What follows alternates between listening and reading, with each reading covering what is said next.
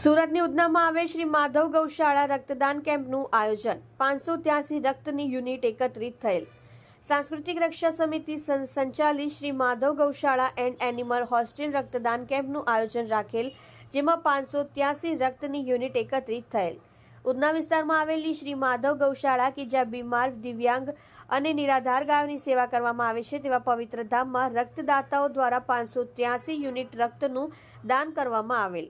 सांस्कृतिक रक्षा समितिના અધ્યક્ષ આશિષ સૂર્યવંશીએ વધુમાં જણાવેલ કે શ્રી માધવ ગૌશાળાના ગૌસેવકો દ્વારા રક્તદાન અંગે લોકોને સમજાવેલ અને પોતાના થકી અન્ય વ્યક્તિના જીવ બચાવવાની કામગીરીમાં ભાગીદાર થવાની સમજણ આપેલ, જેના ભાગરૂપે 583 રક્તની યુનિટ એકત્રિત કરવામાં આવેલ।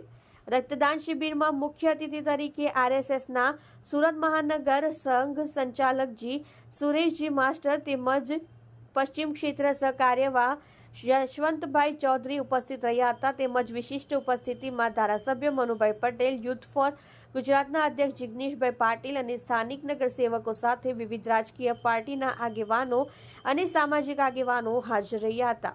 રક્તદાન શિબિરમાં યુવાનોએ ડ્રગ્સના ચક્રવ્યૂહમાં જતા અટકાવવા નો ડ્રગ્સ અભિયાન ચલાવી યુવાનોને ડ્રગ્સના ચુંગલથી બહાર કાઢવાના અને તે તરફ જતા અટકાવવાના વિવિધ પોસ્ટરો लगावी एक समाज सुधारणा कार्यक्रम पर राखेल हतो। आप જોઈ રહ્યા છો સોમવાર time news channel, bureau report Surat. जय श्री राम, जय गौ माता, हर हर महादेव।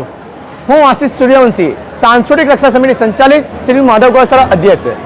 आज रोज उधना खाते आवेल श्री माधव गौशाला एंड एनिमल हॉस्टेल खाते महारक्तदान शिबिरનું આયોજન કરવામાં આવ્યું હતું। આ રક્તદાન શિબિરમાં 583 બ્લડની યુનિટ એકત્રિત કરવામાં આવી। આ યુનિટ ઉધના વિસ્તાર, પાંડેસરા, સુરત શહેરના તમામ યુવાઓ અને બહેનો, ખાસ કરીને મોટા પાયામાં બહેનો પણ જોડાયા હતા। ખાસ કરીને આજના દિવસની મહિમાની વાત કરું તો એક અમાવસ છે। અમાવસને આપણા શાસ્ત્રમાં કહેવાય કે અમાવસમાં ગાય માતાને દાન કરવું બહુ મહત્વપૂર્ણ છે, પણ આજે એવી ગૌશાળામાં જ્યાં નિરાધાર, દિવ્યાંગ અને બીમાર ગાયોની સેવા કરવામાં આવે છે તેવી ગૌશાળામાં આજે રક્તદાન કેમ્પનું આયોજન કર્યું હતું અને તમામ રક્તદાતા દ્વારા રક્તદાન કરવામાં આવ્યું હતું। સાથે સાથે માધવ ગૌશાળાના સેવકો દ્વારા તમામ રક્તદાતાઓને નો ડ્રગ્સ માટે એક અપીલ કરાવી હતી અને દરેકને કીધું હતું કે હું ડ્રગ્સ લેવીશ નહીં અને બીજાને લેવા દેવીશ નહીં। સાથે સાથે એક સંકલ્પ પણ લીધો હતો કે હું રક્તદાન આજે તો કર્યું છે, પણ હું દર 4 મહિને રક્તદાન કરીશ અને 2 જણનો જીવ બચાવીશ।